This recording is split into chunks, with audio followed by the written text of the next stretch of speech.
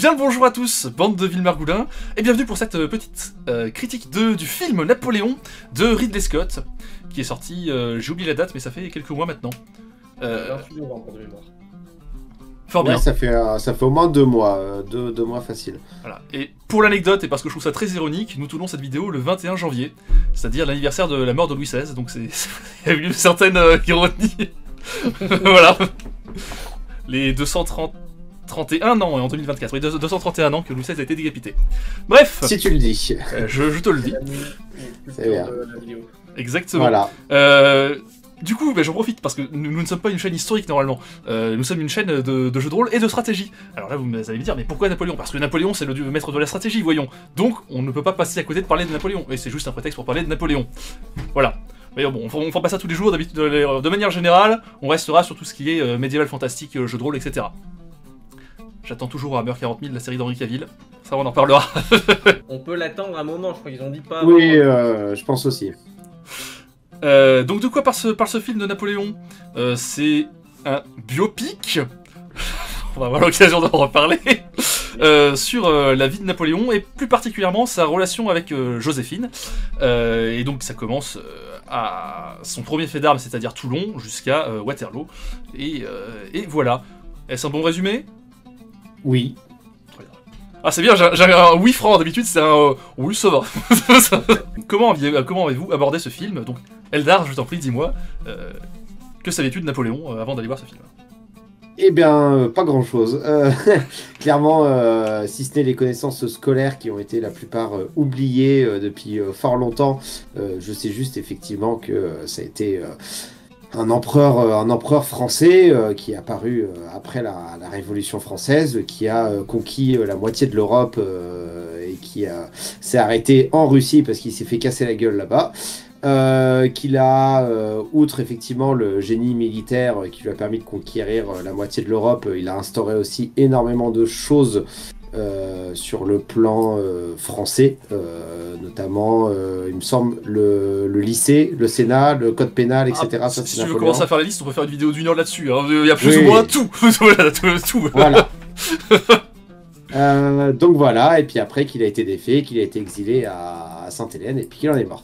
Voilà, ça c'est mes connaissances qui s'arrêtent là, j'en connais pas plus, donc que ce soit par rapport au film, je pourrais pas dire oh mon dieu là c'est un anachronisme, parce que j'en savais pas un plus dans les détails, mais voilà pour mes connaissances. Du coup, j'en ai.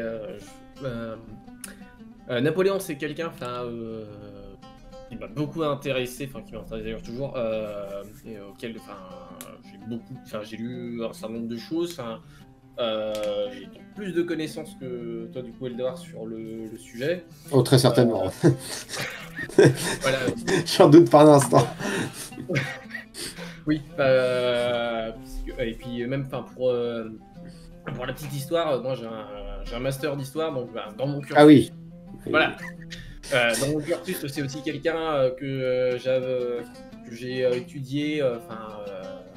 Alors, j'ai pas eu le cours précisément, mais il y a aussi, on va dire, ce qu'il a laissé derrière. Donc, même en droit, parler qu'il a laissé beaucoup de choses pour la France, mais même en Europe en général aussi. C'est un personnage un peu comme Alexandre le Grand qui a laissé une trace, pas que sur le territoire français. Oui, sur l'Europe entière, oui, bien sûr. Oui. Oui, voilà, ça a été dit et redit par d'autres personnes, mais c'est le personnage français sur lequel Loki, bienvenue.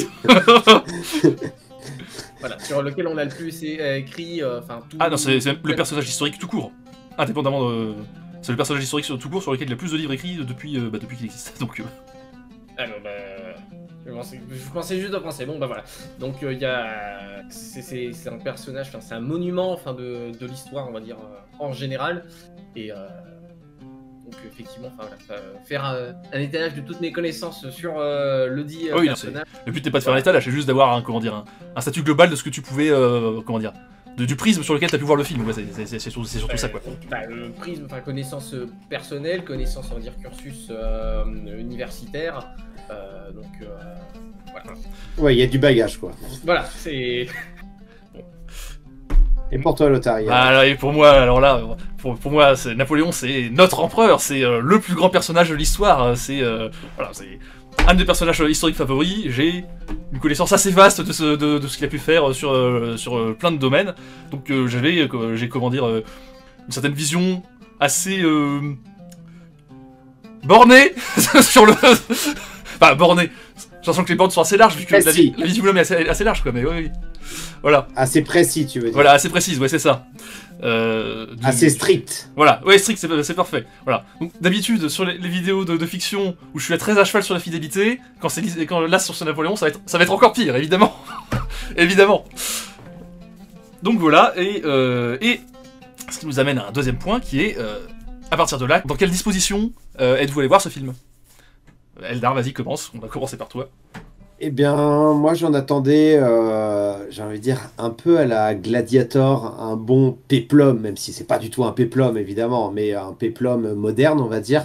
Un bon biopic, on va dire, effectivement, retraçant la vie de Napoléon, mais surtout, effectivement, avec beaucoup de scènes de bataille où on verrait, effectivement, on verrait tout son génie, tout comment il préparait ses batailles, comment il envisageait la stratégie, comment il a fait pour conquérir la moitié de l'Europe, alors que j'ai envie de dire, des conquêtes pareilles à cette époque-là, ça n'existait plus depuis les grandes conquêtes, soit de l'Empire ottoman 500 ans auparavant, soit encore plus loin dans l'Antiquité, avec effectivement les conquêtes perses, mongoles les Romains, ou grecques et romaines évidemment, mais j'ai envie de dire, ça faisait 500 ans que les territoires étaient plus ou moins stabilisés.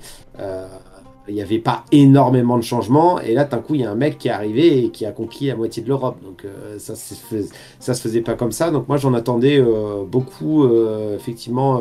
Enfin, en allant voir le film, je m'attendais effectivement à une belle réalisation au niveau des scènes de guerre, de comment il a conquéri l'Europe et comment il en est arrivé là. Voilà. Avec effectivement, globalement, un traçage de sa vie. Voilà. Quelque chose me dit que c'est pas exactement ce que tu as eu. On verra. Voilà. Chroniqueur, toi, comment entendais-tu le film? Moi, on m'a annoncé un film sur Napoléon. Sur l'idée, oui. Mais on m'a dit fait par un anglo-saxon. Voilà. Donc déjà, moi, ça va tiquer parce que bon, ils n'ont pas forcément une vision neutre. Oui, voilà, neutre exactement, enfin du sujet. Ensuite, enfin, après, enfin, plus on en apprenait, plus effectivement, ça s'annonçait comme un film épique, un peu à la Gladiator, enfin, donc avec le même réalisateur, Ridley ou Ridley Scott. Trou du cul, Scott. On va dire, ouais. Trou du cul, Scott. Ouais. Moi, je dis Ridley Scott, mais après, je sais pas si ça se dit Ridley ou Ridley. Voilà, enfin bon, je suis pas un gros cinéphile, mais bon, je sais que c'est quand même un grand nom, enfin on va y revenir. Du cinéma, mais je sais aussi que ces dernières années, enfin, il a tendance, à faire de très bons films et en plus, à être mauvais perdant. Bref, donc j'étais à la fois intéressé, emballé, mais aussi très très sceptique. Surtout que, voilà, j'ai dit, je suis historien de formation, donc moi, en termes de, quand je regarde un film, qui se veut dans un contexte historique, j'aime bien aussi la cohérence historique. Alors sans aller jusque, attention, c'est pas le bon bouton de manchette. Voilà, ce genre de petits détails, je m'en fiche, mais on va dire le contexte, l'ambiance générale, les personnages, surtout, un personnage comme Napoléon qui a été beaucoup travaillé, beaucoup étudié. On peut pas non plus trop faire n'importe quoi, donc j'étais un peu sceptique. Le film, je l'ai pas vu dès sa sortie. J'attendais une opportunité, qui s'est pas présentée. Donc je l'ai vu un bon mois après, et j'étais un peu biaisé aussi parce que j'entendais que mes craintes se confirmaient. Et mais je suis quand même allé le voir pour me faire mon propre avis, et puis je expliquerai finalement si j'ai été déçu ou pas après. Alors, c'est à mon tour. Comment j'attendais le film? Alors, je vais être direct. Moi, je m'attendais de base à une grosse merde. Mais vraiment, très sincèrement, une grosse merde. Parce que Ridley Scott, bon bah, à titre personnel, je déteste Ridley Scott. Il y a... Déjà, humainement, c'est un connard, mais en plus, même cinématographiquement, il y a un film sur deux que j'aime bien, et l'autre que je trouve c'est une grosse merde. On aura le temps d'y revenir. Parce que, bah, du coup, Ridley Scott, c'est un anglais. C'est un anglo-américain pour être précis, donc... Bon, effectivement, comme tu l'as dit, ils ont un regard assez biaisé sur le sujet, et surtout, comment dire... De manière générale, les anglo-américains font des films assez anti-français de manière générale. Bah, souvent, ils nous zappent pendant les guerres mondiales, ou même ils nous traitent comme des fiottes, ou comme des gens qui ont rien fait, ou ils nous ridiculisent dans des films, même des fois dans des films qui ont rien à voir, genre le dernier Black Panther, là, le deuxième, où on est des grands méchants, on a volé des technologies super secrètes aux Africains, ouh là là, ouh. Bref, là-dessus, plus effectivement, les bandes annonces qui sont arrivées, qui... me laisser un arrière-goût aigre dans la bouche, vu que, bon, ça commençait déjà par dire oui, Napoléon, c'est un tyran, super. Et l'image, en tant que visuel, je trouvais ça assez laid et grisâtre. Mais j'avais un petit espoir que peut-être parce que il y a un youtubeur que je suis, Christopher Lan, qui est un youtubeur historien, qui traite de sujets historiques et particulièrement de Napoléon, et qui avait des échos internes sur le film et qui disait oh ça va être trop bien, etc. Donc je me disais bon, pourquoi pas lui laisser une chance. Au final j'ai eu exactement ce à quoi mes craintes m'attendaient. C'est pas super français ce que je viens de dire, mais ça s'est compris. Donc bah, c'était dans quelle attente que tu étais là, c'était pas ce que tu... Oui voilà, exactement. Du coup je m'attendais de la merde, j'ai eu de la merde, voilà. Assez simple. Donc du coup, tu t'attendais à rien, mais t'as quand même été déçu, quoi. Non, même pas, parce que j'ai eu vraiment exactement ce à quoi je m'attendais. Ce qui nous amène du coup à, voilà, qu'avez-vous pensé de manière globale du film, avant d'entrer dans les détails. Donc Eldar, qu'est-ce que tu as pensé du film? Eh bien, l'adjectif que je définirais en premier, c'est oubliable. Ah oui. Même pas un truc de rage ou quoi, non, c'est juste, tu en es pas dessus les couilles, quoi. Oubliable, je l'ai vu il y a 3 semaines, peut-être 2-3 semaines, et c'est très comme si t'es déjà sorti de la tête. J'ai pas eu... ouais, oubliable, il y a... Long, un peu, long. Bon, voilà, oubliable, effectivement, bah, ça n'a pas été ce à quoi je m'attendais. Donc, effectivement, déçu aussi. Mais ouais, surtout oubliable. C'était pas un... Même si on retire le côté anachronisme, ça n'a pas suivi, etc. Si on retire ce côté tout ça, je trouve que c'est pas un grand film, c'est oubliable. Voilà. Chroniqueur. Moi, j'ai pas aimé. Et je trouve que c'est un film très très moyen, bien en dessous de ce qui a été vendu. C'est indéniable. Enfin, on reviendra ça dans les détails, mais il n'y a pas le côté épique, le côté historique est très mitigé. C'est un euphémisme. Non, mais il y a quand même une base, mais enfin, puis on pourra expliquer, enfin après on va reparler dans les détails sur ce point-là, mais bon, il y a 2-3 choses, il y a 2-3 biais. Enfin après, il faut que ça reste un film, quoi. Mais non, c'est même sur on va dire les scènes, c'est ce sur quoi ça a été vendu, ça n'a pas atteint je trouve que ça n'a pas du tout atteint les objectifs. Même sur la relation aussi entre Joséphine et Napoléon, qui était un peu la base. On reviendra dans les détails, mais les objectifs ne sont pas du tout atteints pour moi. Très bien. Bon. Bah, pour ce qui est de ma part, je pense que ça s'est compris. J'ai trouvé le film à chier, voilà. Je vais pas y aller par 4 chemins. Mais du coup, voilà, on va profiter de cette occasion pour déverser un peu de sel et puis pour parler d'autres sujets autour qui peuvent être intéressants.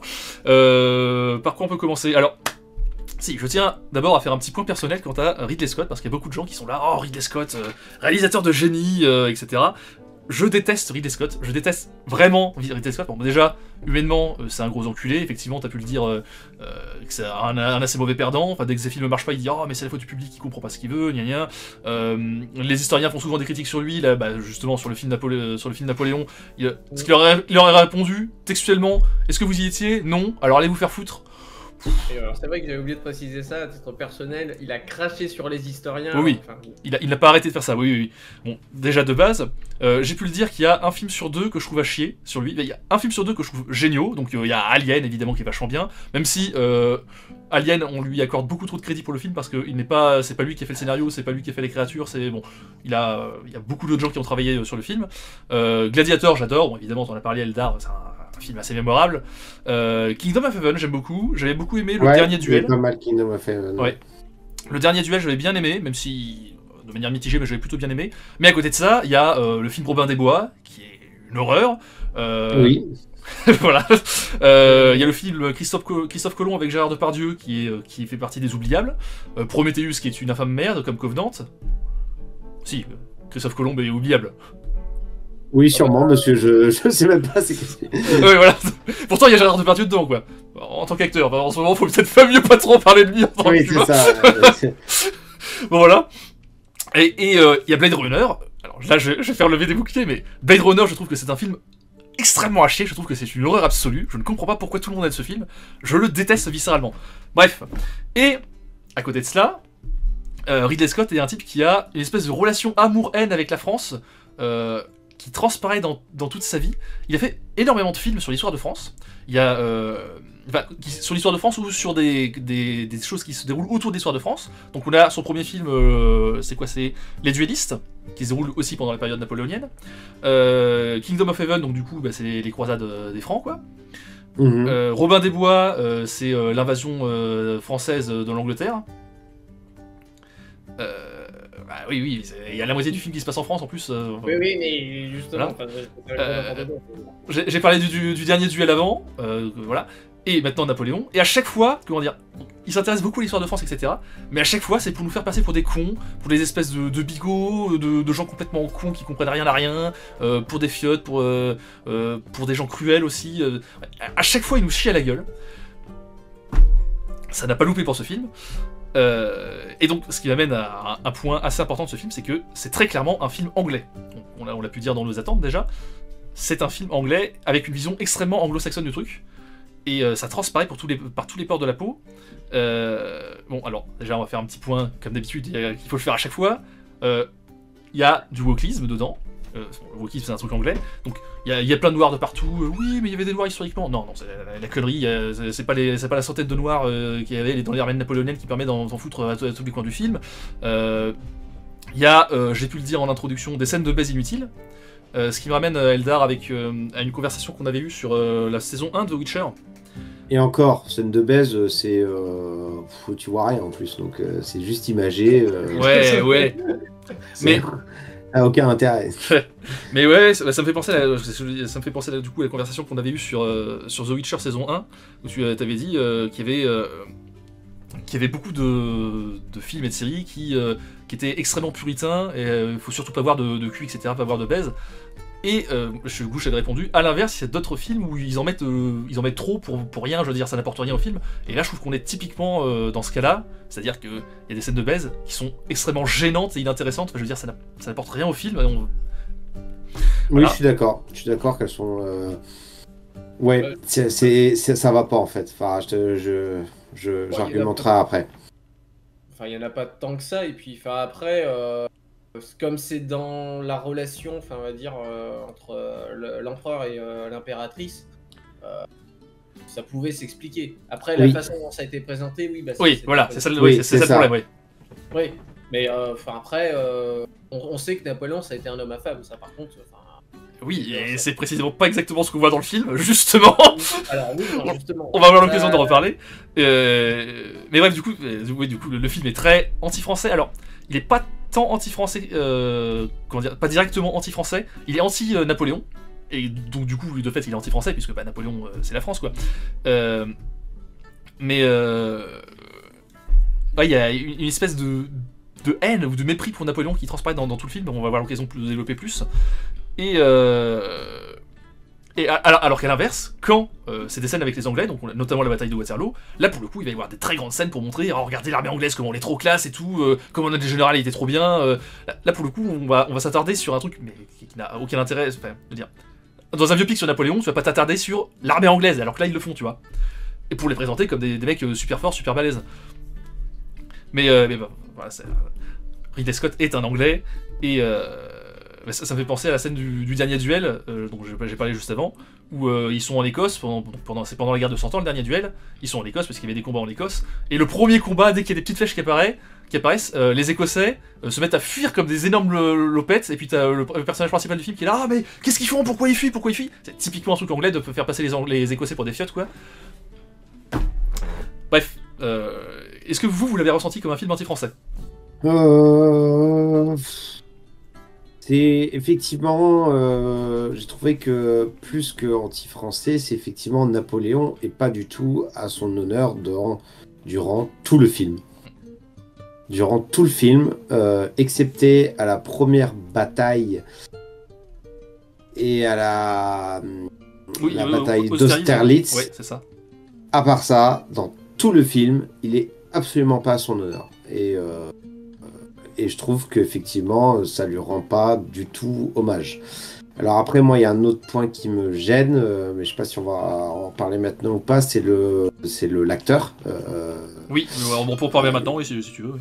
Oui, c'est l'acteur Joaquin Phoenix que je trouve, alors là c'est l'acteur entre guillemets à la mode puisqu'il a fait Joker, etc. Mais même dans Joker, je n'ai pas aimé, je n'aime pas son jeu d'acteur. Et là j'ai trouvé qu'il était parti particulièrement, en plus que le choix, effectivement, rien que par rapport à l'âge, oui. Où tu as un Joaquin Phoenix de 50 ans qui joue Napoléon de 18 ans, début de carrière.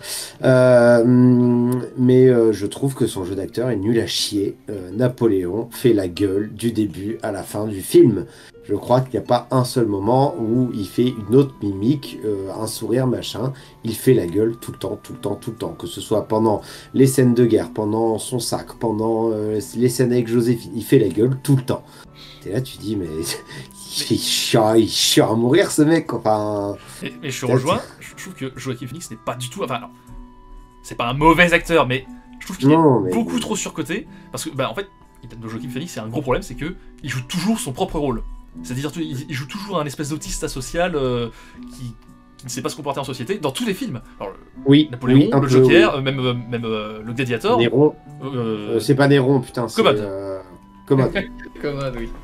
Ouais, non, effectivement. Enfin, ça aussi, ça a beaucoup été dit, mais il fait un très mauvais Bonaparte. Alors Bonaparte, c'est donc comme ça qu'on appelle Napoléon Bonaparte, on va dire. Tant qu'il n'est pas empereur, donc de 1794 jusqu'à 1804, parce qu'effectivement il est beaucoup trop vieux et ça se voit totalement. Après, je trouvais qu'il allait mieux en fin de règne du coup de Napoléon, parce que déjà physiquement, c'est il fait plus usé, et effectivement, en fin de règne, l'empereur il est usé, Joaquin Phoenix est plus vieux que Napoléon quand il est mort, donc bon. Oui, mais de base. La fin du film, physiquement, il se raccorde plus à... Oui, ça se raccorde plus qu'au début, oui, logique. Il est beaucoup trop vieux, et puis même dans sa relation d'ailleurs avec Joséphine de Beauharnais, qui est normalement plus vieille que lui, effectivement, le moment du mariage, on n'y croit pas du tout. On a l'impression que c'est totalement l'inverse. Ils ont 15-20 ans d'écart, les deux acteurs, donc... Oui, non, et puis effectivement, pour revenir sur le sujet de base, Napoléon n'est pas du tout mis en valeur, même si on peut s'entendre que c'est un personnage très controversé. Effectivement, il y a plein de pans de son côté qui ne sont pas du tout mis en valeur. Il passe son temps à faire la gueule. C'est limite un gros beauf, une grosse brute. C'est même pas le côté gros beauf qui m'a pas dérangé. J'ai dit que du coup Joaquin Phoenix jouait toujours un autiste. Et là, Napoléon est très clairement dans ce film un énorme autiste, asocial et insociable, et qui ne comprend jamais rien à ce qui lui arrive. Comment dire ? Alors je veux bien que, effectivement, Napoléon, dans la réalité, avait un côté asocial et insociable. Mais pas autiste, là, c'est vraiment... c'est limite, il y a des scènes où il se laisse balancer comme ça, d'avant en arrière sur sa chaise, qu'est-ce que c'est que ça ? Non, mais c'est vrai que par rapport aux autres personnages, de partout, par rapport aux aux politiciens, aux machins, etc., t'as l'impression mais qu'il est complètement dans un autre monde, quoi. Ouais, Oui, un oui, autiste, ouais. Ouais. Oui, mais surtout que. Enfin, c'est Un autiste qui fait la gueule. Ouais, mais justement, c'est un personnage normalement. Enfin, alors effectivement, il n'est pas issu, on va dire, de cette classe sociale, donc il lui manque un certain nombre de codes. Mais enfin, il les apprend quand même au fur et à mesure. Enfin, il est pas là, il est vraiment totalement en décalage. Il passe vraiment pour une brute, un écervelé, Mais- quelqu'un, enfin, qui n'a pas de bonne manière. Enfin, même le côté stratégique de la chose. Vraiment, enfin, pendant tout le début du film, on a l'impression qu'il subit plus les événements qu'autre chose. Enfin, il maîtrise rien du tout, alors que. Bah, en fait, à part Austerlitz et un peu Toulon, et encore, il n'y a vraiment aucun moment du film où il est vraiment moteur de l'action, où c'est lui qui décide de comment les choses se passent et tout. Alors Austerlitz, pour le coup, ça va. Austerlitz, Et encore. il séquence, enfin, c'est lui qui donne les ordres et du coup les batailles séquencées Oui. sur ses ordres, tu vois. Mm. Mais Austerlitz, qui est censé justement son chef-d'œuvre stratégique, enfin, on en reparlera quand on parlera justement, enfin, du côté épique et des mises en scène. Mais enfin, c'est très. C'est vraiment très très brouillon sa stratégie. Hein. Enfin, c'est charger la cavalerie Oui. sur le flanc et tirer le canon. Enfin, c'est- j'ai un point scène de bataille, on va en reparler parce que Oui, voilà, c'est scène de bataille effectivement. Mais l'histoire du coup de finir sur le traitement de Napoléon, non seulement il passe pour un autiste, mais en plus je trouve que tout le film est une succession d'humiliation de sa personne. Genre, on a parlé des scènes de baise. Il baisse comme un clébard et en plus il baisse très visiblement mal. Alors que bon, comme tu l'as dit, c'est censé être un homme à femme. Là c'est l'opposé quoi. Il y a une scène où il se fait chier dessus par un pigeon. Il passe son temps à tomber. La première bataille à Toulon, dès qu'il essaye d'entrer dans la bataille, il tombe comme une merde parce que son cheval se prend un boulet de canon. Pendant la scène du coup d'état, oui, c'est vrai, dans la réalité, il s'est fait malmener par les députés. Mais là, il fuit comme une espèce de lâche, il se pète la gueule dans les escaliers, c'est n'importe quoi. Lâche, au service, il paraît aussi comme pour un lâche, parce que quand on lui dit « Ah, la bataille est perdue », il fuit en abandonnant ses hommes, mais tout seul dans son coin, on dirait... C'est infernal. Pas Austerlitz. Oui, Waterloo, pardon, oui. Attends. À Waterloo, il passe pour un lâche en abandonnant ses hommes. T'as parlé de la scène de couronnement. Pendant la scène de couronnement, on dirait un espèce d'enfant impatient, tu sais, les trucs se passent devant lui, il prend la couronne, il fait « Oh non, c'est moi qui gère le truc, oui, regardez-moi », tu vois. Alors, non, c'est l'opposé de ce qui s'est passé. Et évidemment, on peut pas échapper au cliché de « Oh, Napoléon, il est petit », avec la scène où il contemple la momie, là. Où il prend l'espèce de petit tabouret pour le mettre devant, pour essayer de se mettre à la hauteur de la momie, genre « Ah, vous avez vu, il est petit, Napoléon », alors que c'est historiquement faux. Bref, tout est comme ça. D'ailleurs, j'ai pas compris l'intérêt de cette scène. Ben alors, on va y revenir là-dessus, mais en fait, il y a plein de tentatives de reprendre des tableaux historiques. En fait, le tableau où Napoléon est en train de contempler une momie, c'est un tableau historique et donc, du coup, ça se veut reprendre l'exact apparence du tableau, tu vois. Mais effectivement, du coup, tu le notes, ça fait forcer, quoi. Je veux dire, ça fait pas, pas naturel, là, en fait, dans la scène, il reste 2 minutes comme un autiste à regarder la momie. Et puis après, il descend, il part. Tu dis, mais... Ça vient à quoi Mais c'était juste pour faire un tableau, en fait. Tu vois, limite, il aurait fait un commentaire incroyable qu'ils aient réussi à conserver un corps dans cet état il y a 2000 ans. Tu dis, bon, ok, tu vois, il l'a contemplé pour une bonne raison. Là, tu vois, il la regarde comme ça, comme un autiste, et puis après, il redescend, il part. Tu dis, mais... Non, mais même une mise en abîme, justement, sur les pharaons, ou ne serait-ce que Alexandre Oui, le Grand. Parce que l'Égypte, justement, il s'est intéressé à toute la partie. Alexandre le Grand, qui a été un empereur, on va dire, du monde avant lui, quoi. Ça, c'est un classique des grands hommes d'État de se référencer justement aux grands dirigeants qui ont eu avant eux et aux grands conquérants aussi. Effectivement, une petite remarque comme ça, parce que moi je l'ai compris comme ça. Il regarde un ancien pharaon, donc avec l'ancienne grandeur, mais effectivement, c'était pas explicite. Mais voilà, en fait, ça... Non, t'as juste l'impression qu'il regarde la momie comme un autiste et qu'après il se barre sans un mot. Tu dis, mais ça n'a pas de sens. Et ok, je comprends mieux du coup le fond de la pensée, mais oui, mais du coup, ça transparaît pas, quoi. Enfin, je veux dire, c'est pas clair. Non, c'est mal mis en place. C'est ça. Une mauvaise mise en scène. Mais effectivement, je te rejoins, Lotari, où du début à la fin, Napoléon, il passe pour un loser. Le mec, il a conquéri toute l'Europe et il passe pour un loser du début à la fin. Oui. Que que ce soit au niveau politique, au niveau guerre, sauf Austerlitz, où tu vois, ouais, bah, c'est bien, il a mené, il a gagné, et au niveau sentimental avec Joséphine. Il passe pour un loser du début à la fin. Il y a une scène aussi à la toute fin à propos de qui est-ce qui a enflammé Moscou. Oui, il y a aussi ça.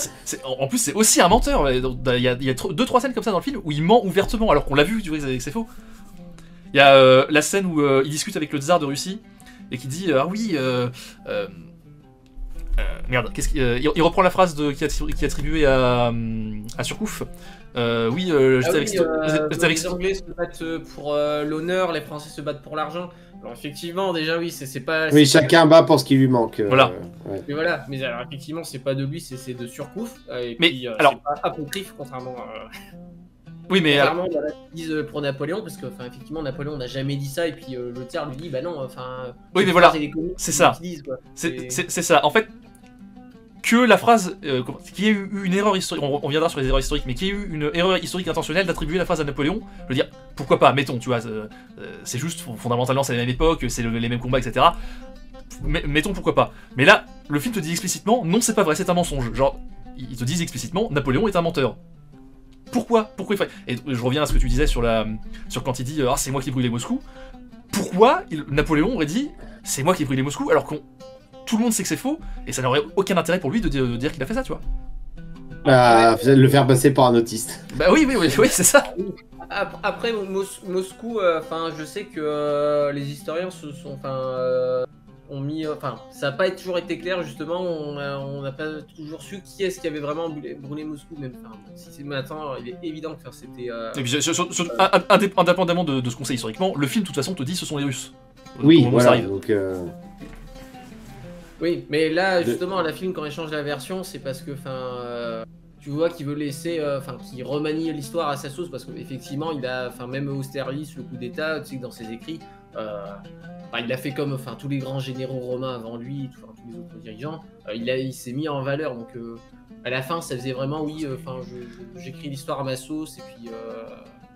C'est mis en valeur, oui, mais les autres témoignages concordent, donc même les témoignages des ennemis. Il y a les deux gamines qui lui sortent, oui, bah non, mais tout le monde sait que c'est les Russes. Hein, mais bon, après.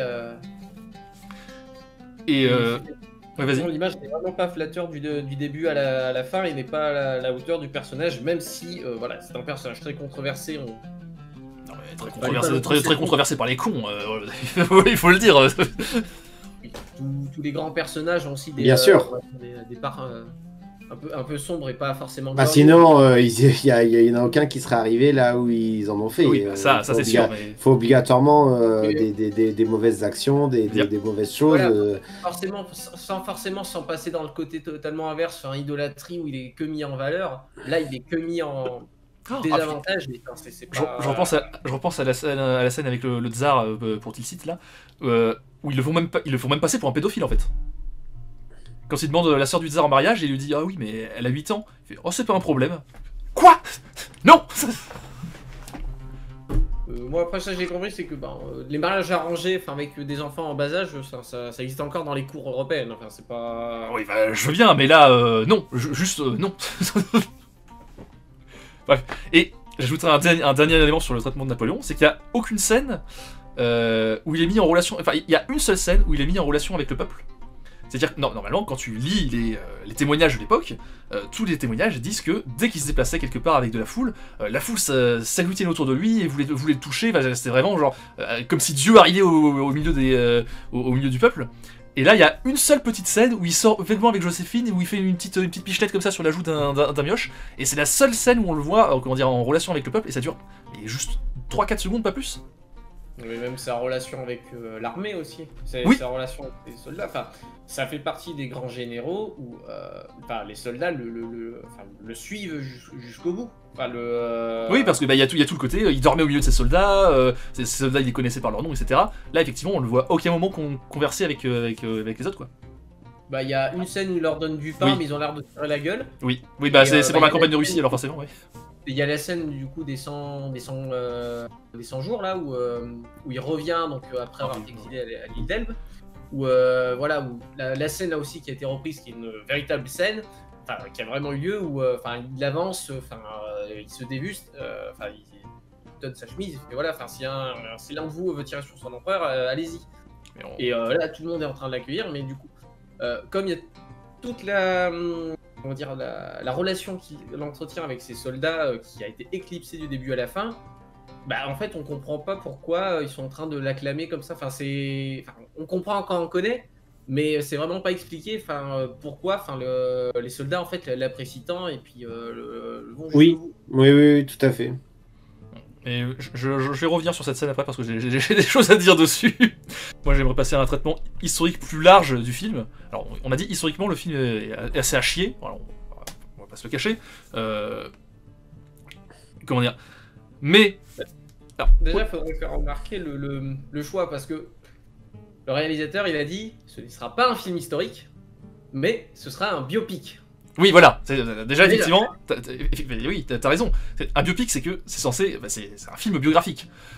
Si tu fais un film biographique qui n'est pas une biographie, je veux dire, qui n'est pas historique, quel est l'intérêt en fait? Ça n'a aucun intérêt. Mais au-delà de cela, en fait, moi, ça me dérange pas qu'un film historique ne soit pas historique. Il y a énormément de films qui historiquement sont à chier que j'adore, genre Braveheart, historiquement c'est nul à chier, le film est génial. Le Dernier Samouraï, historiquement, c'est inexistant, le film est génial. Même un autre film de Ridley Scott, Gladiator, le film est génial, historiquement c'est à chier. Bon. Mais sauf que le truc c'est que par exemple Gladiator, pour prendre l'exemple du même réalisateur. Oui, c'est pas un biopic. Voilà, ça s'appelle Gladiator. Alors même s'il y a des personnages historiques, Marc Aurèle, Commode, ce sont des enfants romains qui ont réellement existé. Ce ne sont pas, le film s'appelle pas Commodus ou Marc Aurèle. Il est centré sur le personnage du gladiateur, et la fiction tourne autour de ça. Là, c'est clairement nommé Napoléon. Oui, bien sûr. Il aurait pu, je sais pas, nommer l'empereur, le conquérant, j'en sais rien. Oui. Ça s'appelle ouais, le conquérant. Ouais. Ne permet pas de faire une fiction là-dessus, surtout quand ça se dit biopic, quoi. Là, il y a des choix qui ont mal été choisis. Si vous voulez faire autre chose que un biopic, qui est un autre film sur Napoléon, fallait pas l'appeler Napoléon. On va dire pour pouvoir accepter ce qu'il a fait, parce que sinon, un biopic, oui, voilà, ça se veut comme historique, surtout que dans le film, il y a des dates, tout au long du film, à la toute fin, il y a même, il y a eu tant de nombre de morts. Oui, l'écran de fin est catastrophique, oui, l'écran de fin où ils te mettent la liste des batailles avec le nombre de morts par bataille. Je ne comprends pas l'intérêt de faire ça, c'est quoi? Oh, regardez comment c'est trop horrible, il y a des gens qui sont morts à la guerre. Bah oui, connard, merci. Oui, c'était pas. Ça, c'était juste du Napoléon bashing pour dire, il a tué plein de gens. Voilà. Oui, alors en plus, c'est pas sa faute, vu que c'est des Anglais qui ont déclaré la guerre, donc c'est la faute des Anglais. De toute façon, je tiens à rappeler que voilà, une guerre, ça se fait à plusieurs, donc. Oui, bien sûr. Voilà. Mais bon, voilà, et puis il y a même la toute phrase, oui, voilà, ces derniers mots ont été, je sais plus, bataille machin. Tête armée et Joséphine. Ah oui, c'est ça. Enfin, le film voilà, il y a plein de choses où ça se veut cadrer, dans le temps, historiquement, puis avec effectivement les tableaux, les quelques phrases. Parce que je sais que par exemple, la phrase du couronnement, là sur l'épée au-dessous du ruisseau. Oui, c'est une phrase qu'il a vraiment dit, mais pas à ce moment-là, oui, bien sûr. Apparemment, oui, en plus, c'est vraiment typique dans les livres d'histoire anglais.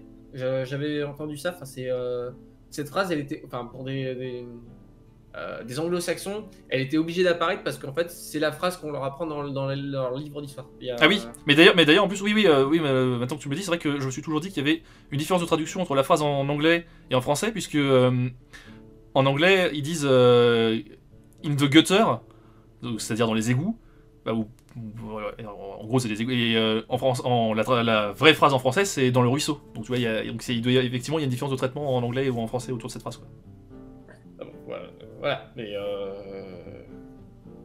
bon, déjà le terme biopic est choisi, et puis le titre du coup aussi est mal choisi, et puis il y a qu'on parle de toutes les on va dire les grosses incohérences historiques, parce qu'encore une fois on va pas détailler, attention. Ah oui, on va pas détailler, on est pour 3 heures. Ouais. Et voilà, après ouais, je pense aussi. Les boutons de manchette de spécialistes, ça. Oui, mais encore une fois, je veux bien, tu vois, que ce soit pas historiquement extrêmement fidèle, mais il faut quand même qu'il y ait un fond cohérent. Et là, il y a vraiment, en fait, le film fait 2h30 et en fait c'est trop court. C'est trop court. Le film est trop court et il se permet quand même d'être long et chiant. Mais c'est trop court pour raconter, je veux dire, la totalité des événements que le film essaie de raconter. Et du coup, il y a une espèce de côté au film succession de fiches Wikipédia. C'est-à-dire, voilà, il s'est passé tel truc, on va faire 30 secondes de cette scène sur tel truc, et puis après, hop, grosse ellipse de 4 ans, on passe d'Austerlitz à Tilsit, pourquoi, tu vois, et du coup, il y a un espèce de manque de cohérence en plus, il y a des scènes qui sont inversées, dans l'ordre du film, qui sont inversées par rapport à l'ordre historique. Il y a une espèce de manque de cohérence qui se dégage de ce qu'on voit, quoi. À part Joséphine, donc on va en reparler, à part Joséphine, je trouve qu'il y a un manque de fil rouge dans le récit. Il y a vraiment scène 1, scène 2, scène 3, et il n'y a pas de lien entre les scènes, tu vois. Oui, je suis d'accord avec toi. J'allais en venir où moi, je n'ai pas, comme j'avais dit, des connaissances énormes de Napoléon historiquement parlant. Mais effectivement, ce qui m'a, il y a par exemple justement une scène qui m'a gêné. C'est, tu le vois faire son coup d'État, faire la gouvernance avec 5 consuls, hein, c'est ça, avec 5 personnes. Ouais. Non, le directoire ils étaient 5 et puis après quand il fait son coup d'État, c'est le directoire, c'est le consulat, ils sont 3 dont lui. Ouais, donc au début, il fait effectivement où ils sont 5. Après, il fait son coup d'État. Bon, tu sais même pas ce qu'il en donne comme résultat.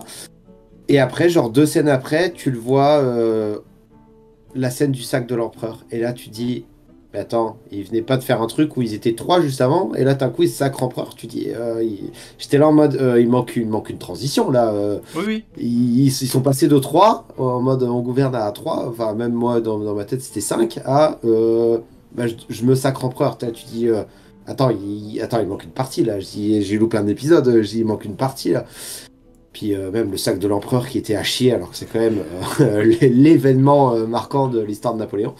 Ce qui m'a dérangé aussi, c'est comme j'ai dit, effectivement, quand tu regardes, j'ai regardé après le film Carte de l'Empire de Napoléon, où tu vois que tu avais toute l'Europe qui était conquise, quasiment, et tu dis, mais à aucun moment dans le film, tu n'as vu, effectivement, même la chronologie de ces conquêtes, tu vois, ils auraient pu faire en fil rouge, tu vois, une carte qui s'étale, qui s'agrandit au fur et à mesure, tu vois, avec le bleu qui remplit pour qu'on se rende compte de toutes les conquêtes, avec même, tu vois, une scène rapide où t'arrives, une scène qui dure 3 secondes, où tu les vois marcher avec un truc Espagne, telle date, et puis après tu vois la carte qui se remplit pour te rendre compte effectivement de ce qu'il a accompli, de l'étendue qu'il a fait à l'Empire.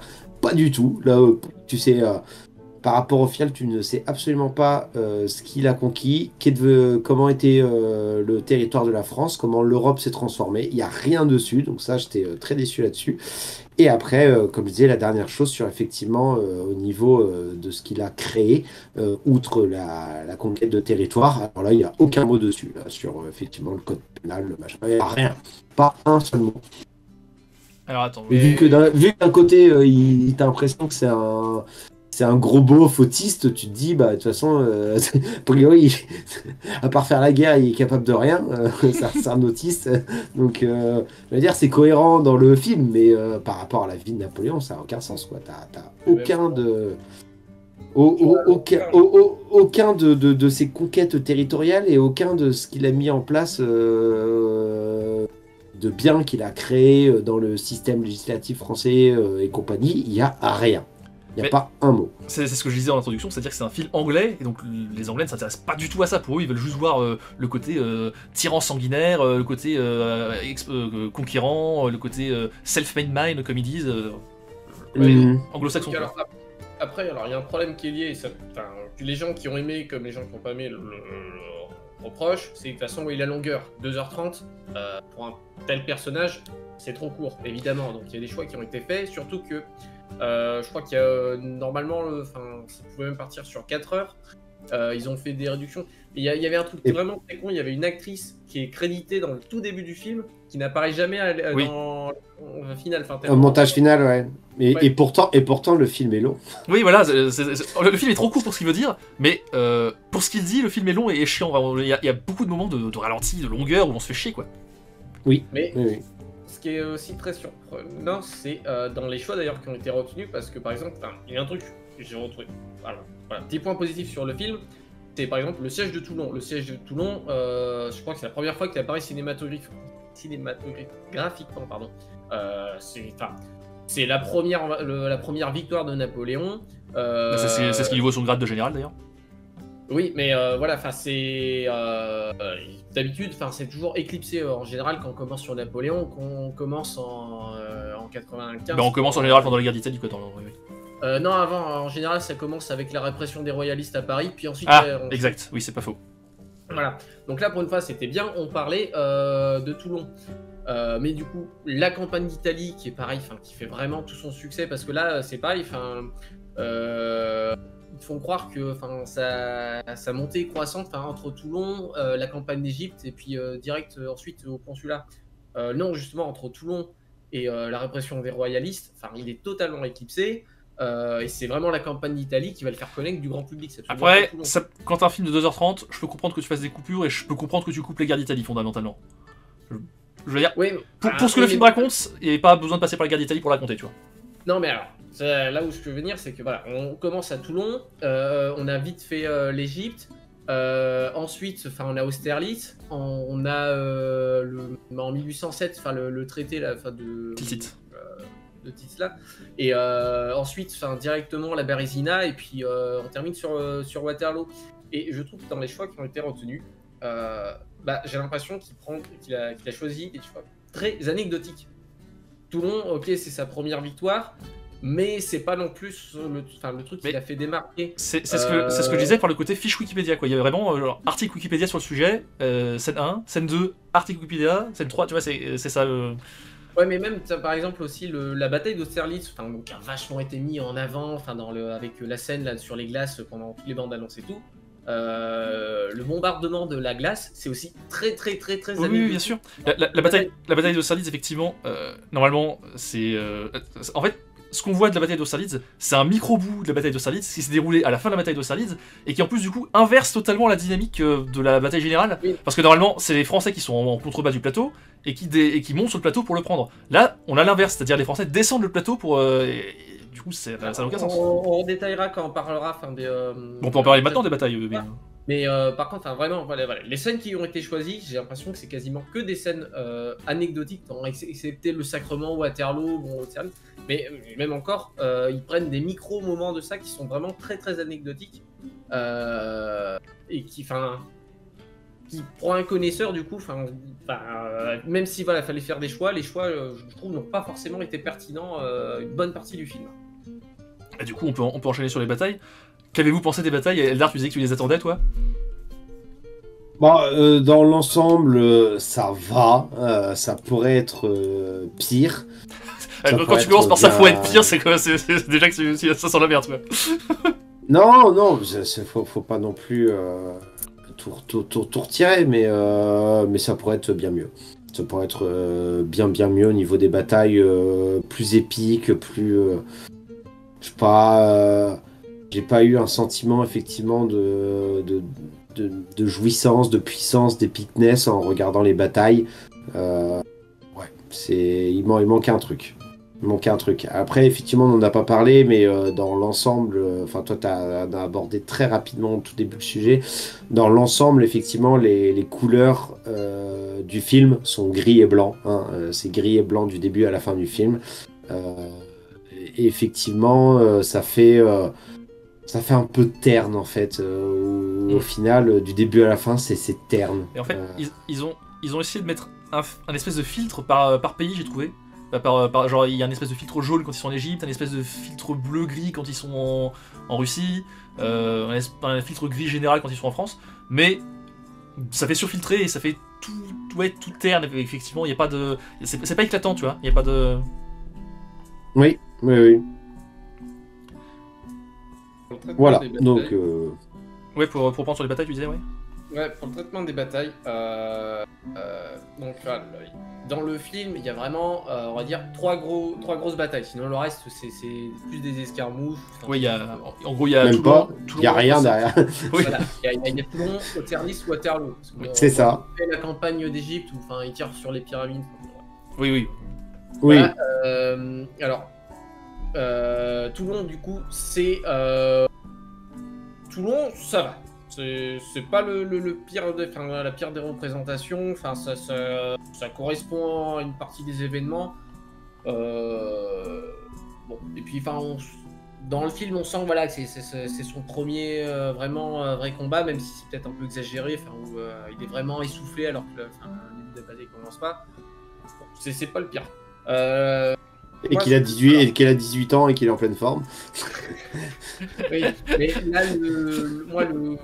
l'endroit où vraiment je trouve que ça n'atteint pas du tout ses objectifs, c'est parce que voilà, ça a été vendu comme un film épique, biopic, voilà, épique à la Gladiator. Ouais. Et Austerlitz, ça a été mis et remis dans toutes les bandes annonces. Et je voulais vraiment le combat épique, maîtrisé. Finalement, c'est comme super brouillon. Oui. Il y a les coalisés qui chargent. C'est le bordel dans le camp, on comprend rien à ce qui se passe.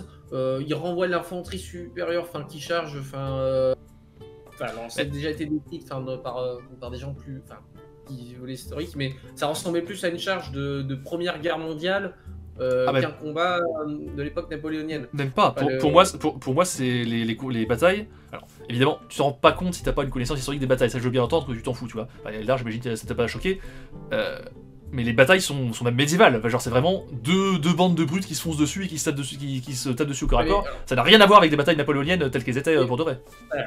J'allais en revenir après sur Waterloo parce qu'effectivement, une bataille à l'époque napoléonienne, c'est vraiment. Alors déjà, petite parenthèse, c'est que Napoléon, ils ont essayé de le mettre un peu en avant, c'est quand même un maître de l'artillerie. Oui, c'est un artilleur à la base, oui. Et dans la bataille de Waterloo, mais les canons, pas de Waterloo, d'Austerlitz, les canons sont quasiment absents. Si, il y a une scène où ils enlèvent les draps là, mais oui, effectivement. Oui, c'est ça. Oui, mais sauf que voilà, normalement, Napoléon, il le dit. Pour pillonner sur la glace, ouais. Oui, voilà, mais sauf que Napoléon, il l'avait dit, de toute façon, une bataille, ça commence forcément par une bonne canonnade, quoi. Et là, ils sont quasiment absents. Et voilà, sinon, c'est l'infanterie qui avance au son des tambours en marche, et puis ça se met en ligne, ça fait des salves.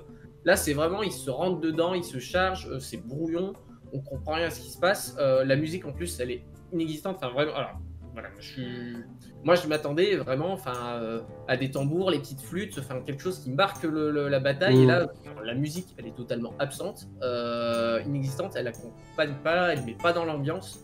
Ouais, tu voulais une musique comme il y a dans la scène de bataille au début de Gladiator, là, dans Zimmer. Une musique épique, quoi. Ouais, c'est ça, ouais. Oui, voilà. Épique. Et même, je pensais aussi, par exemple, pour comparer avec un film où les batailles sont pas trop mal et ça se veut aussi un peu épique, c'est le Patriot, qui se veut pendant la guerre d'indépendance des États-Unis avec Mel Gibson, où là, il y a les bruits des tambours. Alors, quand c'est pas des escarmouches, quand c'est vraiment en bataille rangée, ils avancent, ils se mettent en ligne, ils tirent, et ensuite, ils se rentrent dedans, et puis là, ça y va au tomahawk et tout. Et là, ils arrivent à mélanger, donc, on va dire, à quoi pouvait ressembler une bataille locale, d'époque, pardon, avec de l'épique. Et là, vraiment, la bataille d'Austerlitz, elle est brouillon, ça finit, cavalerie arrivée sur le flanc, et puis on pilonne sur la glace, totalement brouillon. Et alors moi, à partir de ce moment-là du film, je me suis dit, voilà, c'est raté. Alors, j'ai été... ça arrive même pas ça arrive avant la moitié du film, en plus. Oui. Alors, j'ai revu mon jugement, parce que tout ce que j'attendais arrive à la fin avec Waterloo. Waterloo, on a les tambours, ils se mettent en ligne, ils tirent un coup. Mais seulement la première partie de la bataille. À partir de la deuxième partie de la bataille, il y a un premier repli, puis ensuite ça devient du grand n'importe quoi. Et ça revient à une bataille médiévale où ils se rechargent dessus. Oui, c'est ça, oui.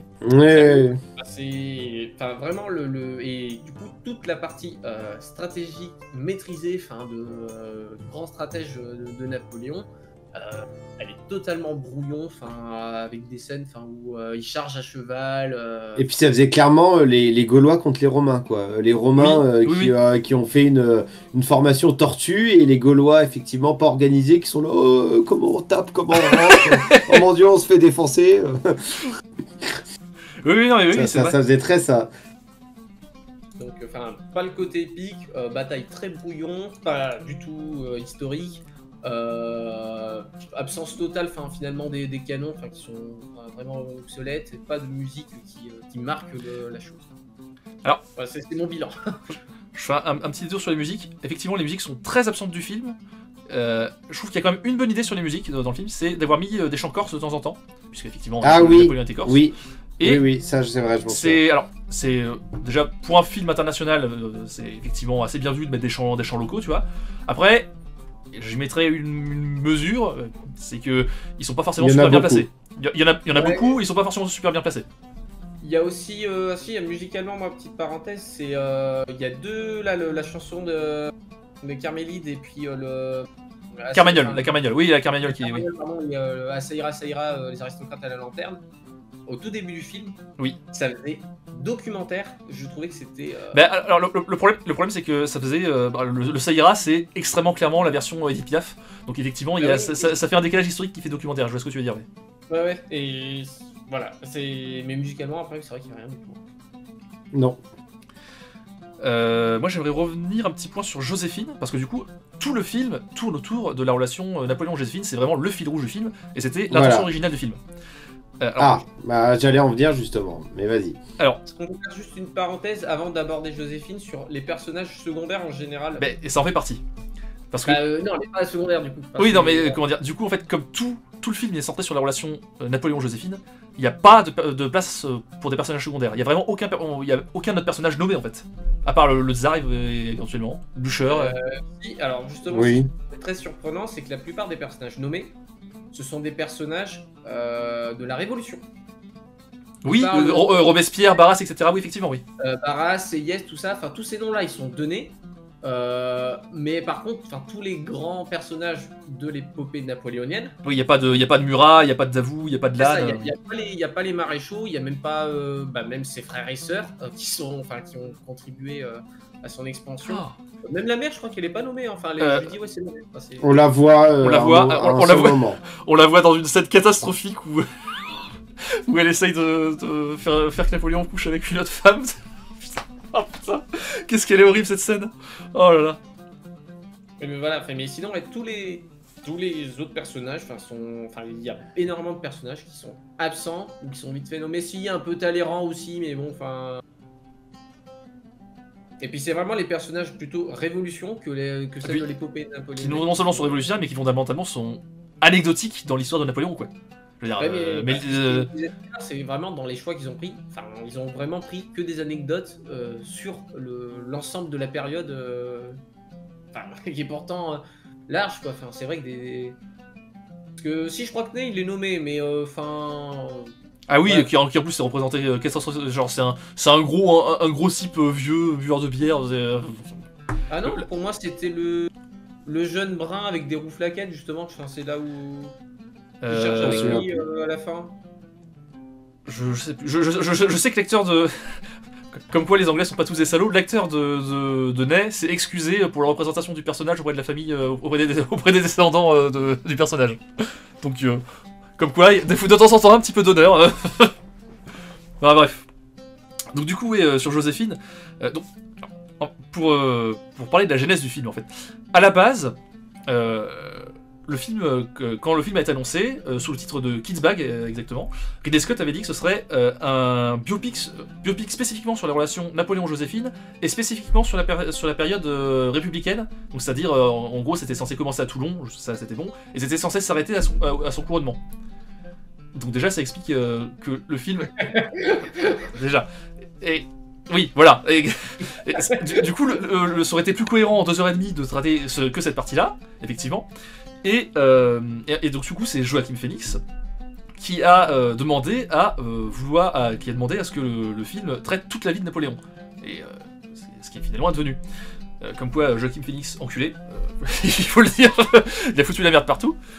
C'est aussi lui, micro parenthèse, c'est aussi lui qui a demandé à ce qu'on ne voit pas Napoléon sur son lit de mort et qu'il tombe comme une espèce de merde comme ça à la fin, comme une espèce de domino là.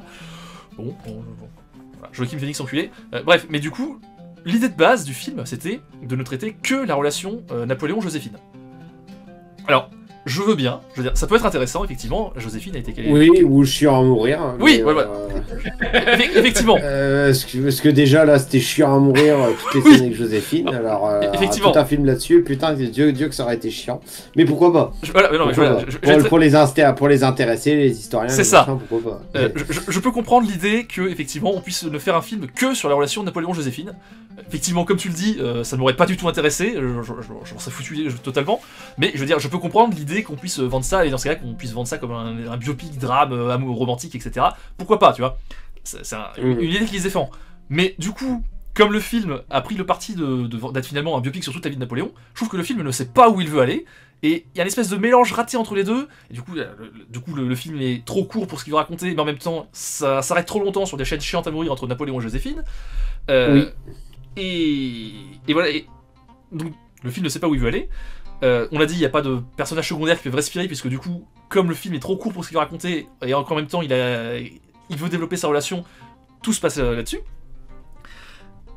Et en plus de ça, je trouve que même la relation est ratée. Je veux dire, effectivement, tu l'as dit, ça nous aurait pas forcément intéressé un truc romantique, etc. Mais au moins que le truc soit réussi, quoi. Je veux dire, qu'il y a un fond, etc. Là, il y a une espèce de domination sadique bizarre entre l'un et l'autre, c'est très curieux.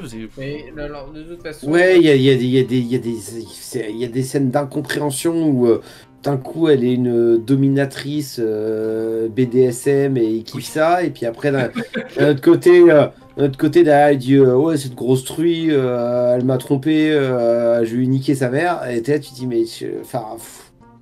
Et puis ça faisait très parfois aussi entre guillemets presque relation incestueuse, où il te faisait comprendre qu'il projetait un peu dans Joséphine la relation avec sa mère, Oui, où il était oui. là, ah, j'ai besoin de sécurité auprès de toi, Joséphine, maman, machin, enfin. Puis après l'alchimie entre les deux acteurs, ou comment a été mis en place le truc, est complètement raté. Il n'y a aucune alchimie, par un seul moment tu les sens amoureux, désireux l'un envers l'autre. Effectivement, Napoléon se comporte comme un gros beauf avec, Joséphine comme une pute, Ce qu'elle était peut-être un peu historiquement, c'est pas faux. Ouais, mais enfin, les deux ont eu plusieurs amants. Mais, Oui, non, mais je veux bien. Mais effectivement, oui, Mais, la relation est ratée. Il y a la scène de divorce notamment qui est gênante au possible. Il se met à la gifler, tu comprends pas trop pourquoi. Il est en mode, oui, faut faire ça, il faut le faire. Mais, calmez-vous, Alors, moi justement, je suis d'accord avec Eldar. La relation, l'alchimie entre les deux, on n'y croit pas une seule seconde. Non. Enfin, juste que par contre, j'ai trouvé où ça commençait, enfin, où il y avait quelque chose, justement, c'est la partie entre le divorce jusqu'à la fin du film, où là... Ouais, l'après. Un peu plus, quoi. Mais c'est un peu tard, enfin, c'est... Oui, et c'est un peu tard, d'autant plus que ça n'a plus grand sens. Alors, oui, effectivement, il a conservé des relations, Napoléon et Joséphine ont conservé des relations, etc., notamment une relation épistolaire. Mais ça n'a plus trop d'intérêt pour l'avancée du film, parce que du coup, c'est juste qu'il va la voir et puis il montre son fils, et regarde, j'ai eu un fils avec une autre femme, super, c'est... Et tiens, occupe-toi-en bien. Ouais, mais là, par contre, enfin, on voit on sent qu'ils s'aiment encore un minimum, enfin, qu'il y a encore quelque chose, et qu'ils sont tous les deux déçus, enfin, que ça finit comme ça, mais on y croit qu'en fait, au moment où ils sont séparés, vraiment toute la période avant... Je suis d'accord avec toi. Ouais, on n'y croit pas du tout, et ce qui est très dommage, parce qu'effectivement, c'était vendu comme un biopic autour de cette relation, et cette relation, elle est ratée. Enfin, vraiment. Il y a... Déjà par l'écart d'âge des deux acteurs, qui va pas, l'alchimie qui va pas du tout, et puis, enfin, puis la façon dont... Ouais, les délires BDSM, et enfin... Ouais, c'est ça, t'as les moments où elle est là, où elle se met en mode dominatrice et tout, et puis il kiffe ça, et puis t'as l'autre moment où il est là, il dit allez, relève ta jupe, je te prends 2-2 en levrette, terminé, bonsoir. T'es là, tu dis mais what, enfin c'est pas logique, c'est soit ils sont tout le temps dans cet aspect où il aime être soumis, etc., ok, ou soit c'est lui qui domine, mais il y a pas un moment l'un, un moment l'autre, ça a pas de logique, ça a pas de sens. Et puis je savais pas pour cette histoire à la base que ça devait être le biopic là-dessus, parce qu'effectivement Moi, le gros défaut que je trouvais au film, c'est qu'il y avait beaucoup trop de scènes avec Joséphine, dont on s'en battait les couilles, qui en plus, bah, du coup, comme j'ai dit, ils sont mal faites, hein, mais j'étais là, je dis, mais putain, mais ça parle que de leur histoire à la con, c'est chiant, c'est mal amené, c'est mal foutu. Je dis, je suis pas venu voir un film sur Napoléon pour voir une histoire d'amour mal récitée entre lui et Joséphine, quoi. Mais je savais pas, du coup, qu'à la base, c'est censé être ça, donc... Ah oui, bah, oui, du coup la communication ne s'est pas faite là-dessus, donc forcément, effectivement, ça a été vendu comme un gladiator, ce à quoi tu t'attendais, et finalement, on a le film qui était prévu à la base, quoi, donc, et on mal fait en plus, quoi. Ah oui, parce que du coup, comme finalement ils ont décidé de pas de faire un film sur tout Napoléon, bah en fait effectivement je comprends mieux du fait que pas des scènes avec Joséphine, ça occupe la majeure partie du film parce que c'était à la base, et puis ils ont rajouté quelques trucs par-ci par-là pour faire un film sur tout, mais du coup effectivement il manque des transitions, il manque de la cohérence, il manque du sens sur le reste de la vie de Napoléon. C'est beaucoup trop centré en fait sur justement Joséphine, sa relation avec Joséphine pour un film qui, du coup, au final, a changé d'avis. Il se dit, bah, on va faire un film sur tout Napoléon. Bah, ok, mais dans ce cas-là, tu sucres une bonne partie des trucs avec Joséphine qui n'ont plus lieu d'être, tu vois. Et en plus, effectivement, qui est raté à bien des égards en termes de la chimie, de tout ce qu'on a dit avant. Ce qui m'amène à un dernier point, c'est que il y a beaucoup de gens, tu l'avais introduit un petit peu au début, chroniqueur, il y a beaucoup de gens qui disent « Ah oui, mais c'est parce que c'est la version cinéma qui ne fait que 2h30, et il va y avoir une version longue de 4h. » Il y a beaucoup de gens qui sont là « Ah oui, la version longue va être trop bien pendant 4h. » Alors, ça fait partie des milliers de trucs... C'est pas avoir 2 heures de Joséphine en plus. Exactement, voilà. Ça fait partie des milliers de trucs pour lesquels je déteste Ridley Scott, c'est que tous ces films, absolument tous ces films, quand ils sortent au cinéma, tout le monde les trouve à chier, et à chaque fois, il fait le coup de « Oh regardez, mais je sors la version Director's Cut de 4 heures », et à chaque fois, ça ne change strictement rien au film. Ils avaient eu le cas, j'ai déjà parlé de Blade Runner. Blade Runner, ils ont fait 50 versions différentes, la version Director's Cut, la version Final Cut, la version Extended Cut, je sais pas quoi. Elles sont toutes à chier. Alors oui, effectivement, elles sont toutes un peu mieux que le film de base qui est sorti au cinéma, mais elles sont quand même toutes à chier. C'est Kingdom of Heaven, qui aussi a eu sa version... quand le film est sorti au cinéma, tout le monde avait trouvé ça à chier. Moi, j'ai plutôt bien aimé. Il y a une version longue, qui est effectivement un peu mieux que le film de base, mais ça ne change pas viscéralement le film, le film n'est pas soudainement mieux. Moi j'aime bien les deux, mais il n'y a pas un écart entre les deux. Et là, pour la simple et bonne raison qu'en fait, à chaque fois, son film est juste... sur 4 heures, va être étalé tous les bons points et tous les mauvais points du film de base. Et donc du coup, cette version longue de 4 heures, c'est aussi ce à quoi je m'attends. On va juste avoir, au lieu d'avoir sur 2h30, on va avoir sur 4 heures un Napoléon humilié, une relation nulle à chier entre Joséphine et Napoléon, des erreurs historiques, et étalé sur 4 heures. Et je ne comprends pas pourquoi il y a plein de gens qui attendent de faire cette version longue comme le Messie, comme si ça allait être vachement bien, alors que non, ça va être exactement la même chose, mais étalé sur plus longtemps, donc ce sera encore plus chiant. Oui, et puis c'est sûr et certain qu'il n'y aura pas d'autres scènes ou très légères, peut-être des escarmouches, mais des scènes épiques de bataille. C'est sûr et certain que, à mon avis, même dans la version longue, d'un coup, tu vas dire pas, oh putain, il y a cette bataille-là qui a été mise en place et tout. Enfin, ça m'étonnerait grandement. Mais ouais, je vois ce que tu veux dire. Ou par exemple, pour prendre l'exemple du Seigneur des Anneaux, la version normale se regarde très bien. La version longue se regarde encore mieux parce que, bah, effectivement, tu as toutes les petites scènes, les petites transitions qui auraient pu manquer par-ci par-là. Mais voilà, ça se regarde très bien de base. Ouais, mais est-ce que ça ne serait pas là justement du succès de la version longue du Seigneur des Anneaux qui donnerait envie, parce que maintenant tous les films ont quasiment une version longue avec des scènes qui ont été coupées chou. Est-ce que ça viendrait pas du succès de la version longue du Seigneur en se disant... Non, parce que Blade Runner c'est plus vieux, c'est 97 ouais. Blade Runner je crois.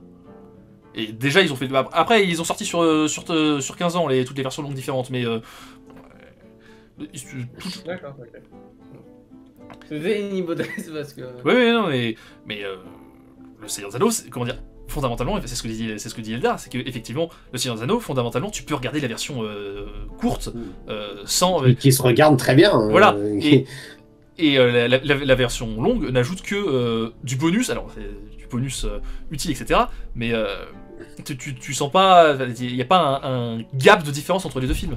Et là, il y aura pas, je vois pas pourquoi il y aurait un gap de différence entre la version courte et la version longue, tu vois. Alors peut-être qu'il y aura des transitions qui sont plus fluides, etc. Peut-être que ce sera un peu mieux, mais je m'attends vraiment à avoir juste 1h30 en plus de Joséphine et Napoléon où on se fait chier, quoi. Oui, oui, je pense qu'il y aura un petit peu plus de transition, notamment sur la chronologie, sur l'historique et compagnie. Mais je pense effectivement qu'on se fera surtout chier pendant 4h30 au lieu de 2h30. Alors je réfléchis, j'ai parlé effectivement on a parlé des filtres, on a parlé effectivement que je trouvais qu'il y avait beaucoup trop de ce qui m'a dérangé de scènes avec Joséphine et Napoléon et que ces scènes en plus étaient mal fichues. Moi il me manquait effectivement des transitions chronologiques. Comme j'ai dit, où il passe du consulat au d'un coup il se fait sacré empereur, tu dis attends il manque un morceau là. Tu ne sacres pas empereur dans la cathédrale du jour au lendemain, quoi. Il manque un morceau. Il manquait effectivement surtout comme j'ai dit, un fil rouge. Tu vois, ça aurait pas pris de temps, de la carte petit à petit de l'Europe qui s'agrandit, machin, pour te rendre compte de ce qu'il a accompli. Effectivement, je sais même pas si je peux dire mauvais choix de l'acteur, mais en tout cas, soit la mauvaise direction du réalisateur, soit effectivement le mauvais acting de Joaquin Phoenix, où tu as un Napoléon autiste qui tire la gueule du début à la fin du film, qui effectivement n'est pas du tout à son avantage. Euh, voilà, donc ouais, c'était à peu près tout ce que j'avais à dire dessus. Ouais. Très C'est bien. déjà beaucoup. C'est déjà pas mal. c'est déjà pas mal. Alors, moi j'aimerais conclure sur un dernier truc qui, pour moi, résume tout le film. T'as déjà parlé effectivement de la scène de la rencontre, où il y a cette scène où quand il revient de l'île d'Elbe, donc quand il revient pour les 100 jours, où il tombe sur les Ah oui, soldats. l'escarmouche. Voilà. Mm. Non, c'est même pas l'escarmouche, c'est il tombe sur les soldats pour Oui, leur. Voilà. pardon. Et, Oui, oui. Et j'aimerais en fait, mine de rien, des films sur Napoléon, il y en a eu pas mal, il y en a facilement une dizaine. Alors, ils ont tous un angle différent, ils ont tous. Et du coup, cette scène, donc qui est la scène de la plaine de la rencontre, a été mise en scène plusieurs fois au cinéma. Et du coup, j'aimerais faire deux comparaisons, enfin, au cinéma ou sur écran en tout cas. J'aimerais faire deux comparaisons avec. Il y a la scène, la même scène dans la série France 2 Napoléon avec Christian Clavier. Et la même scène dans le film, un film russe de Bondarchuk, qui elle date de 1970. Et. Je dis ok, enchanté. Ouais. Très bien, à mes souhaits. Et les scènes sont vraiment radicales. Alors, pour resituer historiquement, du coup, Napoléon revient d'île d'Elbe pour les 100 jours et reprendre le pouvoir, après avoir été banni une première fois. Du coup, en arrivant en France, en remontant la France jusqu'à Paris, le roi, donc Louis XVIII, envoie un bataillon, le 5e de ligne, arrêter Napoléon pour l'enfermer et le ramener à Paris dans une cage. C'est une scène vraiment historique. Napoléon se pointe devant la 5e de ligne, demande à ses hommes de faire baisser les armes, il ouvre sa chemise et il dit soldats du 5e de ligne, si vous voulez tuer votre empereur, me voilà. Et tous les soldats du 5e de ligne baissent leurs fusils. Il même raconté qu'il y en a un qui s'évanouit tellement il est submergé par l'émotion et se met à aveugler vive l'empereur et se mettent à charger sur lui mais pour le prendre dans ses bras, etc. Et donc du coup il y a trois versions de la même scène qui sont drastiquement différentes. Donc la scène du téléfilm France 2 avec Christian Clavier, donc c'est un téléfilm, il n'y a pas de budget, les costumes sont à chier, elle est... Oh non, ils sont pas mal par rapport à d'autres... Oui, non mais je veux dire, ça se voit, c'est... Entre ce film, Napoléon, de Ridley Scott, et le téléfilm France 2, tu vois la différence de budget entre les deux. Tu vois que les costumes sont moins bien, tu vois qu'il n'y a pas le même nombre de figurants, etc. Et pourtant, elle rend 1000 fois mieux dans le téléfilm que dans ce film-là. Parce que dans ce film-là, la scène est extrêmement étroite, elle est extrêmement cadrée sur Napoléon, donc tu vois pas qu'il y a deux armées une en face de l'autre, tu vois pas le nombre de figurants du coup est grotesque. Ça tu l'as déjà dit tout à l'heure, effectivement, comme il n'y a pas de relation mise en place avec son armée avant, tu ne comprends pas pourquoi les soldats tout d'un coup se mettent à dire oui, vive Napoléon, ça sort un peu du cul d'un cheval. Et en plus, son discours est nul à chier, il n'y a pas de conviction, il est là, j'étais triste parce que j'étais plus à la maison, et s'il vous plaît, est-ce que je peux rentrer chez moi maintenant ? On se fait excessivement chier, alors que normalement c'est vraiment un discours épique, il se met vraiment face à eux, allez-y, si vous voulez me tuer, tuez-moi, tu vois. Et il n'y a aucune intensité, aucun élément dramatique, alors, même dans la scène dans la scène du téléfilm, où il n'y a pas de budget, où les costumes sont un peu aux fraises, où ils ont mis 2-3 paysans dans le fond pour faire croire qu'il y avait des figurants, tu vois. la scène rend plus épique. Et si tu compares du coup avec le deuxième film dont je parlais, donc le film Waterloo, le film russe, qui lui est absolument fantastique, c'est un des meilleurs films de bataille que j'ai jamais vu de ma vie. Parce que ils ont fait venir 20 000 soldats de l'armée rouge, donc des vrais soldats, pour faire les figurants. Donc en vrai, tu vois qu'il y a 20 000 mecs à l'écran, et donc c'est assez extraordinaire. Là, la scène est sur des budgets comparables, mais avec 40 ans de retard, parce qu'ils n'avaient pas les effets techniques à l'époque. La scène est 1000 fois mieux, parce que t'as des grands écrans larges, tu vois qu'il y a énormément de figurants, le discours est fantastique, t'as des canons partout, il y a des chevaux, et on devrait être avec ce niveau de budget, on devrait être sur ce genre de scène. Et c'est pas du tout le cas. Et je trouve que tout le film se résume à ça, c'est que le film de Ridley Scott... J'avoue que c'est un peu 20 pleu face à 20 pleu, voilà, et puis il y a Napoléon qui arrive et qui dit deux phrases, et puis voilà quoi. Mais en plus, c'est vrai. Il n'y a pas de figurant, son discours est nul à chier, tout est filmé de manière extrêmement étroite, donc t'as pas de plan large, t'as l'impression que c'est sur un petit chemin, il y a des arbres en plus, donc ça fait extrêmement étroit, on dirait que c'est une petite forêt, alors que normalement c'est censé être une grande plaine. Et donc, dans cette scène, il est résumé tout ce qui va pas dans le film. C'est extrêmement étroit, il n'y a pas de figurant, c'est n'importe quoi historiquement, il n'y a pas d'épique, il n'y a pas de tension, et le discours est nul à chier. Il n'y a pas ce souffle épique qui devrait être attendu sur un film Napoléon, il n'y a pas ce côté gladiator, il y a ce côté putain, historiquement c'est arrivé, historiquement, il y a vraiment 5000 mecs qui sont mis devant Napoléon leur a dit tirez-moi dessus, et ils ont fait non, vive l'empereur. Là, il y a vraiment pas ça quoi. Oui, c'est vrai. Voilà. Non mais voilà, c'était mon petit élément de comparaison qui pour moi résume tout ce qu'est ce film. Donc voilà, donc ouais. N'ayant pas vu les deux trucs, je peux pas te t'acquiescer là-dessus. Mais... Le téléfilm il vaut le coup d'œil parce que déjà en termes d'acteurs, enfin de choix des acteurs, il y a vraiment des grands acteurs.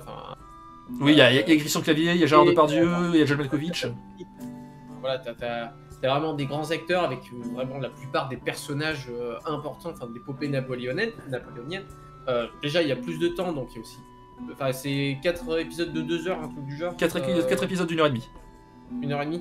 Donc voilà, déjà, il y a le temps de plus parler. Et puis même, ils abordent les conquêtes. Il y a les cartes que tu demandes, il y a l'évolution des cartes que tu demandes dedans. Voilà, il y a la relation Napoléon-Joséphine et les différentes femmes qu'il va côtoyer dans sa vie, il y a la relation avec ses frères, il y a un peu de la politique interne, alors très léger, mais il y a aussi de la géopolitique externe, avec les différents souverains, il y a plus d'éléments, et puis même les batailles finalement, je les trouve plus représentées, plus épiques, même alors que c'est un téléfilm sans budget quoi. Et pourtant c'est mieux. Les batailles sont mieux, il y a plus de flipping. Puis voilà, il se regarde bien, il est considéré, il y a quelques erreurs historiques. Mais en fait c'est adapté du roman de Max Gallo, qui est un roman. Alors c'est un roman historique mais c'est un roman, donc du coup voilà c'est... Mais franchement, si tu veux vraiment voir un film complet sur la vie, parce qu'en général la plupart des autres films c'est vraiment sur des petites périodes, Waterloo, Austerlitz, ce genre de choses. Là t'as quand même quelque chose assez vaste qui se regarde assez bien, qui en plus vraiment... honnêtement est le meilleur rôle de Christian Clavier. Ouais voilà. Et Waterloo c'est pareil, je le recommande beaucoup. C'est un film qui dure 2h30 et qui se concentre sur Waterloo exclusivement. Au début tu vois Napoléon revenir de l'île d'Elbe et en gros tu vas avoir 45 minutes de film sur la préparation de la bataille et puis après tu vas avoir vraiment 1 heure de grosse bataille exclusivement que ça. Et j'ai dit il y a 20 000 figurants à l'écran, ça se voit, c'est un truc de dingo. Les charges de cavalerie sont les plus belles charges de cavalerie, il se permet de faire des énormes ralentis sur des charges de cavalerie et tu vois la boue qui se soulève, etc. Les costumes sont assez incroyables. Et alors c'est une autre époque, les chevaux ils les tuent vraiment. Donc tu vois du sang, tu vois des chevaux qui crèvent et tout. Donc, alors c'est une autre époque, c'est pas forcément génial, mais bon maintenant que c'est fait, et le fait est que ça rend bien l'écran, donc voilà. Et puis pareil, il y a vraiment des grosses explosions, des gros boulets de canon qui sont tirés, etc. Et il y a vraiment, en termes de bataille, c'est vraiment une des plus belles scènes de bataille, un des plus beaux films de bataille que j'ai pu voir. Bon, on peut arriver sur un bilan maintenant. Bilan négatif, on peut le dire. Bon, ça a l'air, dit comme ça y ressemble. Ouais. Mais c'est du négatif saupoudré de sel. Un peu, voilà. oui, assez clairement, oui. Et oui, alors quelques petits éléments comme ça. Il y a beaucoup de gens qui ont pu dire qu'un des points positifs du film, c'était qu'on parlait de Napoléon à l'international. Alors c'est vrai qu'effectivement, on a pu voir partout dans le monde des grandes affiches de Napoléon, etc. Oui, mais si c'est pour en parler comme ça, est-ce que c'est vraiment un point positif? Oui, c'est ça, ouais. Ça en parle, mais après, effectivement, c'est pour qu'il soit représenté comme comme un attardé, Voilà. un beauf attardé. C'est.